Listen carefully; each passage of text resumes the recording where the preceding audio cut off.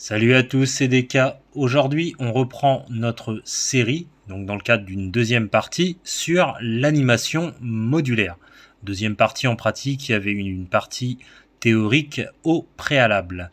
Alors, je vais revenir quand même sur un petit résumé de ce qu'on avait fait à la fin de la précédente vidéo, mais pour tous ceux qui auraient été attentifs et qui auraient suivi la précédente vidéo jusqu'au bout, vous avez peut-être eu l'impression que je vous laissais un petit peu dans le flou, voire même qu'il y avait arnaque, puisque il y a un certain nombre de bizarreries qui apparaissent à la fin de la vidéo, et je vais m'en expliquer. La première raison, c'est que les vidéos, je ne peux pas les faire durer trop longtemps, donc au bout d'un moment, je suis obligé de couper, et en l'occurrence, j'ai coupé à un moment où on a fait une action qui a généré des erreurs. Mais c'est normal. Donc les erreurs en question. Si vous avez été attentif, vous avez peut-être repéré, si vous regardez à gauche dans la fenêtre scène, que énormément d'éléments, entre autres les os, ont des panneaux jaunes de type panneau attention, plus la plupart du temps un point d'exclamation qui nous disent qu'il y a une erreur, voire même deux. Ça, c'est un premier constat qu'on peut faire. Deuxième constat, d'un point de vue graphique, au niveau de la scène centrale, la fenêtre centrale, vous avez peut-être vu qu'à la suite d'une des dernières actions qu'on a faites, et précisément quand on a affecté les os à nos sprites, il y a eu des bizarreries qui se sont créées. On en voit une très visible là au niveau de la liaison entre la cuisse et le mollet gauche. Un peu moins visible, une bizarrerie au niveau de la main gauche qui semble ne plus être très bien associée, comme si elle était passée derrière l'avant-bras gauche. Un truc un petit peu bizarre là aussi, peut-être au niveau de la jonction entre cuisse droite et mollet droit. Et puis là aussi, il y a un truc qui a l'air un peu bizarre entre la main droite et l'avant-bras droit. Tout ça, on va en parler. On va essayer de comprendre le pourquoi du comment, parce que si je vous donne juste la solution, ça vous aidera pas forcément à résoudre des problèmes du même type si vous les rencontrez à un moment dans votre projet. Donc je vais vous expliquer qu'est-ce qui s'est passé. Et puis je vais vous donner une méthode qui normalement à elle seule devrait résoudre à la fois les problèmes qu'on voit ici au niveau de la fenêtre centrale et les problèmes au niveau de la fenêtre de gauche, la fenêtre scène, qui présente des panneaux avec des erreurs. Un autre truc que moi j'ai perçu, mais qui n'est pas forcément perceptible quand on n'a jamais fait d'animation en mode pantin, en mode squelette on va dire. Moi j'en ai fait via Spriter Pro. Vous en avez peut-être fait vous-même dans le cadre de logiciels externes, tels que Blender. Je sais qu'on peut en faire dans Blender par exemple. Mais pour ceux qui en ont fait, vous devriez avoir l'impression que le squelette que génère Godot est très étrange. Et pour ceux qui en ont pas fait, je peux vous dire que l'étrangeté qui moi me saute aux yeux, c'est que on a bien, quand on a affecté des os au sprite, des petites flèches là un peu grises transparentes qui sont apparues, mais on se demande en quoi elles représentent un squelette. On ne sait pas pourquoi, mais il y en a certaines qui pointent vers la droite, comme la tête, le torse et le bassin, mais d'autres pour les bras qui pointent vers la gauche, d'autres qui pointent vers le bas, et on ne sait pas trop pourquoi. Et ça n'a pas l'air de ressembler réellement à un squelette. Pourtant, et j'en avais fait la démonstration à la fin de la précédente vidéo, si on se met par exemple sur le torse, et qu'on essaie de déplacer l'os du torse, il y a bien l'air d'avoir une logique. les bras, la tête suivent bien. Si je tire sur le bassin, normalement, on a... Alors, bien faire attention à se mettre sur l'os. On a l'ensemble du squelette qui vient.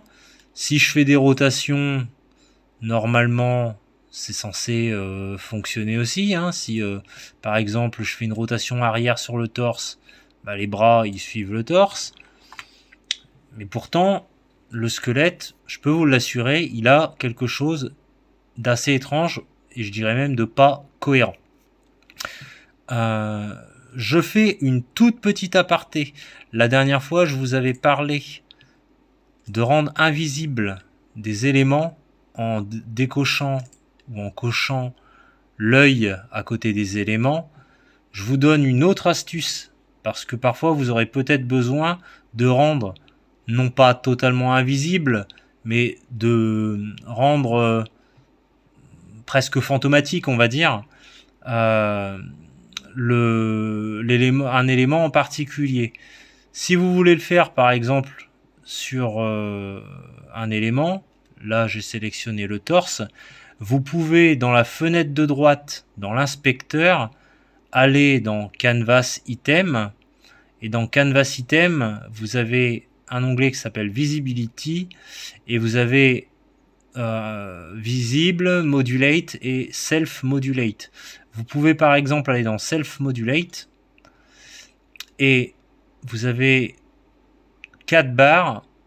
Ces 3 premières barres sont des barres pour gérer la couleur, mais vous avez une 4e barre qui est ce qu'on appelle le canal alpha, qui gère la transparence.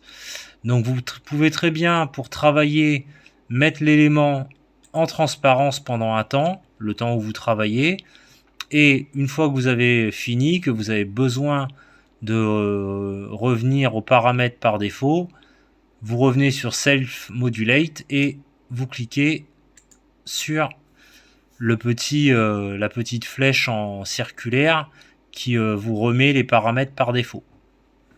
Donc voilà, c'était une petite parenthèse pour vous permettre peut-être de positionner plus facilement certains éléments sans rendre les éléments qui sont au-dessus totalement invisibles. Donc voilà, donc on va passer à la correction des erreurs qu'on a évoquées à l'instant. Donc, on va revenir sur ces erreurs, et pour ça, je vous ai créé un exemple. J'ai créé un nouveau caractère body. Vous verrez là dans la scène à gauche, il y a indiqué test caractère body 2D. Donc, c'est juste pour vous expliquer qu'est-ce qui s'est passé avec nos sprites et quelle bizarrerie s'est produite. Si vous vous rappelez bien, on avait dit que les éléments qui étaient placés dans cette fenêtre, scène à gauche, ils étaient en termes d'ordre, de base, tous, si on va dans Ordering à droite, par défaut sur un Z-index 0. Donc ils étaient tous sur le même plan. Mais que les plus hauts dans la hiérarchie étaient toujours derrière les plus bas. Donc la tête étant plus haute, elle est derrière le torse. Si je fais passer le torse devant, c'est le torse qui se retrouve derrière la tête. Si je le fais passer au niveau de la hiérarchie, au-dessus. Et ainsi de suite. Donc c'est la raison pour laquelle on avait commencé par mettre notre bassin la dernière fois. On avait mis ensuite notre torse et notre tête. Et seulement ensuite on avait mis les autres éléments, les bras, gauche et droite, et les jambes gauche et droite. Là, j'ai juste inséré le bras gauche parce que ça va suffire pour notre exemple. Et là, vous voyez que là, il n'y a pas énormément de problèmes. C'est comme la dernière fois. On a un bras gauche qui est devant parce qu'il est plus bas dans la hiérarchie. Au niveau de l'avant-bras, ça marche bien. Il faut bien qu'il soit devant. Au niveau de la main, il faut bien qu'elle soit devant. Mais ça, nous, ça ne nous arrangeait pas. Et la dernière fois, on avait tout sélectionné. Et on avait dit que ces éléments-là, qu'on laissait le bassin, le torse et la tête en plan 0, mais que pour les autres éléments, on irait dans l'inspecteur, dans le canvas item dans la fonction ordering et qu'on changerait le z-index. Pour le bras gauche, on avait mis -2 parce que il allait passer aussi derrière la cuisse gauche qui était en -1. Et je ne le fais pas ici, mais on avait la cuisse droite en 1 et le bras droit en 2. Donc tout ça, ça semblait plutôt bon. Et on avait vu qu'on ne pouvait pas créer directement les os en laissant nos sprites comme ça. Mais qu'il fallait rendre, avant d'ajouter nos os, les sprites dépendants les uns des autres, en faisant en sorte que certains deviennent enfants, c'est-à-dire qu'ils héritent des propriétés des sprites qui leur sont supérieurs, donc c'est ce qu'on appelle les parents, de façon à ce que ce soit cohérent et qu'ils communiquent ensemble. De sorte que le torse doit être connecté au bassin pour bien bouger, donc on avait rendu le torse enfant du bassin et on l'avait glissé, et ça c'est ce que vous voyez dans la fenêtre de gauche, la fenêtre scène, c'est ce que je suis en train de faire. Et vous voyez que ça faisait une petite accolade et le torse devenait enfant du bassin. La tête devenait enfant du torse. On avait vu que le bras, qui était composé de 3 éléments, eh bien, la main était enfant de l'avant-bras et le bras, l'avant-bras, était enfant du bras. Et le bras lui-même, il est en lien avec le torse, il devenait enfant du torse. La jambe avait une particularité. On va insérer une jambe. Alors je vais insérer quand même les autres éléments. Hop, voilà. Donc la jambe, on avait le mollet qui était enfant de la jambe, le pied qui était enfant du mollet. Je pense que vous comprenez bien la logique. Par contre, la jambe, elle était reliée au bassin, pas au torse. Donc elle était enfant du bassin. Et on avait ce genre d'accolade. Et c'est à partir de ça qu'on avait créé nos os. Mais le fait de faire ceci, malheureusement, ça nous change un certain nombre de choses. Parce que, si vous regardez bien, je vais vous le montrer, je vais vous le démontrer avec la jambe gauche, c'est là que ça va être très parlant. Si j'intègre une jambe gauche, que je mets au bout de celle-ci un mollet gauche, que je le positionne bien, et que je mets un pied gauche, que je positionne bien, que je dis à tous ces éléments, vous allez être derrière le bassin, donc je vous mets en ordering -1, et si vous vous rappelez, vu que le pied gauche n'était pas très bien dessiné, on l'avait un petit peu fait rotationner, on va dire, pour qu'il soit un peu plus droit. À la base, vu que tout était à 90 degrés, le pied on l'avait mis à 86 la dernière fois. Et on avait dit, pour le pied, on peut accepter, puisqu'il n'est pas très bien dessiné, de le passer en -2 pour que ça soit plus joli. Bon. Donc là, on a tout qui a l'air bien. Mais en fait, si je rends mon mollet enfant de ma jambe gauche, eh bien vous voyez, il y a une bizarrerie qui se crée au niveau de la jointure entre la cuisse et le mollet. Et si je mets mon pied enfant du mollet, alors sur le pied ça se voit pas, ça repasse bien, mais on a une bizarrerie. Ça veut dire quoi? Ça veut dire que nos plans tels qu'on les définit quand tous les sprites ne sont pas organisés hiérarchiquement dans un système de parents et d'enfants, il n'y a pas de souci.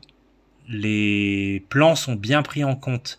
Mais dès lors qu'on commence à créer un système d'enfants et de parents, eh bien, ça crée des conflits au niveau des plans. Donc voilà la raison pour laquelle ici, il y a une bizarrerie, de la même façon qu'il y a une bizarrerie ici sur la main gauche et légèrement aussi ici au niveau de la main droite et de la liaison entre la cuisse et la cuisse droite et le mollet droit. Donc ça, c'est la première raison pour laquelle on a une bizarrerie. Deuxième bizarrerie,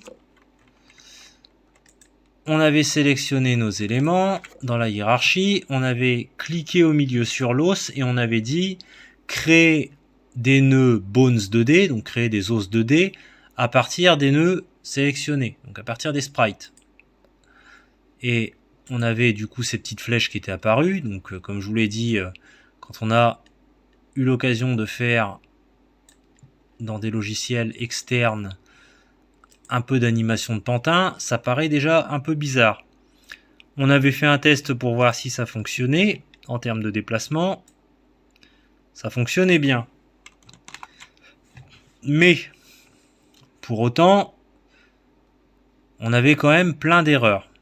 Donc elles nous disent quoi cette erreur? Elles nous disent un nœud de type Bones 2D ne fonctionne qu'avec un Skeleton 2D. Donc ça on l'avait vu la dernière fois. Donc on va le faire tout de suite aussi. On va ajouter un Skeleton 2D. Hop. Et on avait dit que normalement le problème disparaissait quand on prenait tous les éléments, donc à la fois les os et les sprites, et qu'on les glissait dans le Skeleton 2D qu'on vient de créer. Et en fait, si vous allez sur l'os le plus haut, l'os de base dans la hiérarchie, à savoir le bassin, l'os du bassin, effectivement, vous n'avez plus qu'une seule erreur. On vous dit cet os ne dispose pas d'une position au repos appropriée. Et ça, on ne l'avait pas réglé la dernière fois. Parce qu'on avait dit qu'on verrait ça plus tard.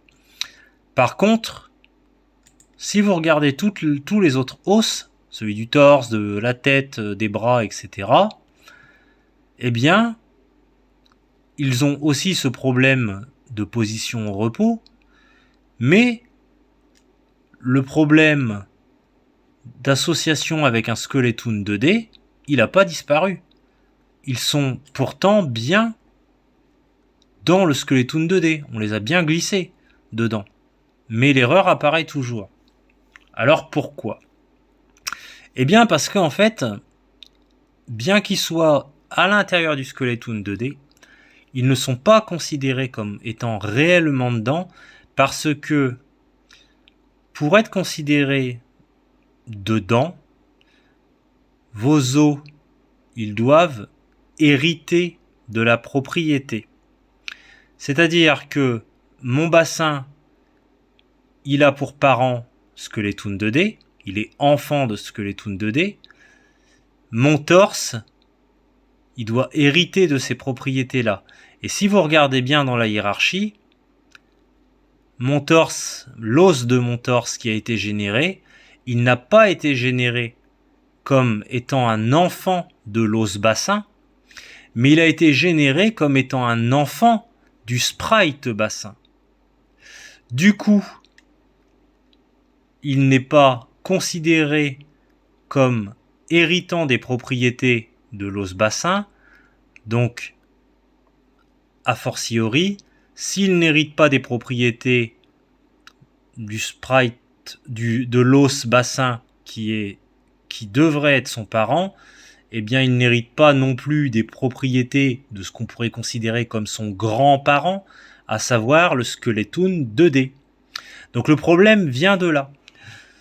Et ce qu'il va falloir faire, et je vous explique la logique avec cet exemple un peu simplifié où on a moins d'os que dans le réel personnage qu'on a créé la dernière fois, c'est qu'en fait il va falloir décaler tous les os de façon à ce qu'ils ne soient pas enfants des sprites, mais bien enfants des os.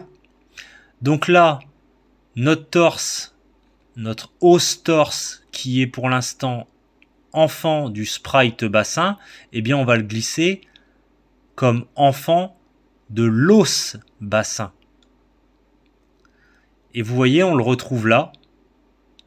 Et là, du coup, le petit point d'exclamation rouge a disparu.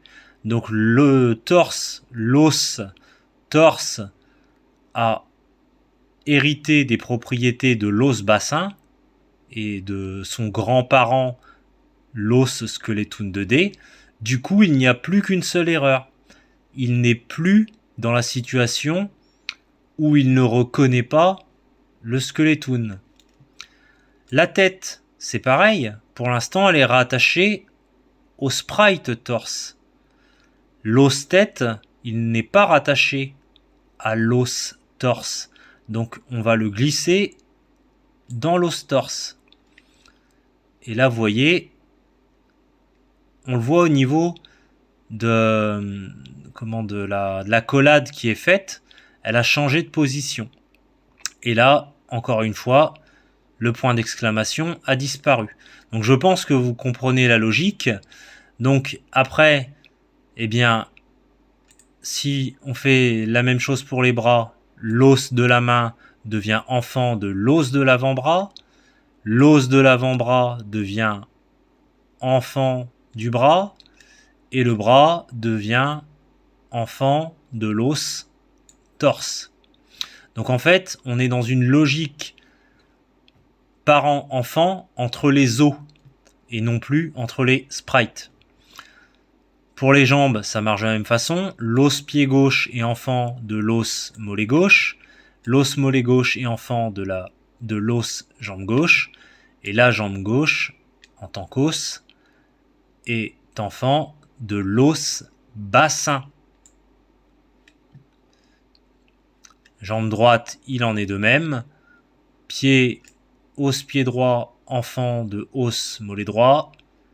Os mollet droit, enfant de os jambe droite. Os jambe droite, enfant de bassin. Et là, si vous regardez, au niveau de ma fenêtre de gauche, dans la scène, il n'y a plus que des petits panneaux attention, mais tous les points d'exclamation rouges ont disparu. De sorte que, eh bien, on a plus de problèmes qui sont liés à la détection du skeleton 2D.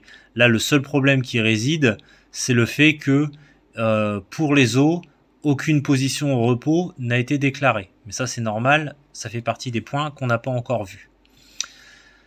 D'ailleurs, ce qui est intéressant, je repositionne 2-3 trucs pour que ça vous paraisse plus lisible. Et vous voyez, on a déjà, alors il manque un bras, on n'a pas fait le bras droit, mais si je rends invisible les sprites,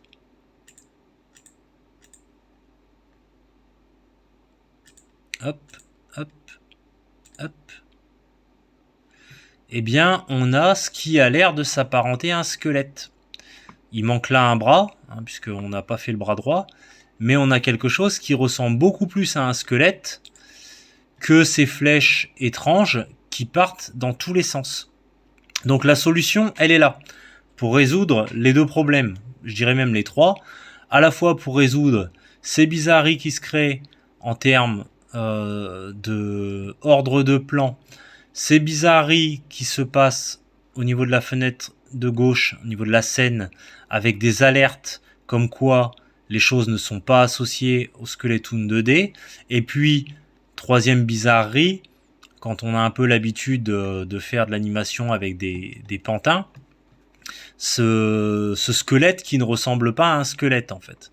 Donc, je vais faire ça de mon côté pour pas vous imposer de faire ça pour chaque élément, mais je vais tout remettre en forme pour ce personnage et vous verrez à la fin qu'on aura le même résultat par rapport à notre personnage de la dernière fois. Donc, on va pouvoir reprendre. J'ai fait de mon côté ce qu'il y avait à faire, donc sur le même principe que ce que je viens de vous montrer, c'est-à-dire que j'ai réaffecté les os, je les ai réaffectés de façon à ce qu'ils redeviennent bien des enfants d'autres os. Et là, vous voyez, j'ai sélectionné tous mes sprites, et si je les enlève, on a face à nous quelque chose qui ressemble déjà un peu plus à un squelette. Donc si je les réaffiche, on les voit bien. On peut masquer aussi en cliquant sur l'os au milieu. Vous avez affiché les os. Là, ils sont affichés. Donc si je clique dessus, il faut que j'aille. Non, faut que j'aille sur. Je prenne le squelette en entier, le squeletoon. Si je clique dessus, l'os au milieu de l'écran, et que je clique sur afficher les os, il me rend les os invisibles. On voit juste des petits points, des petites croix qui sont les points de jonction des os. Donc voilà comment résoudre les problèmes que j'ai évoqués et qui étaient présents à la fin de la précédente vidéo.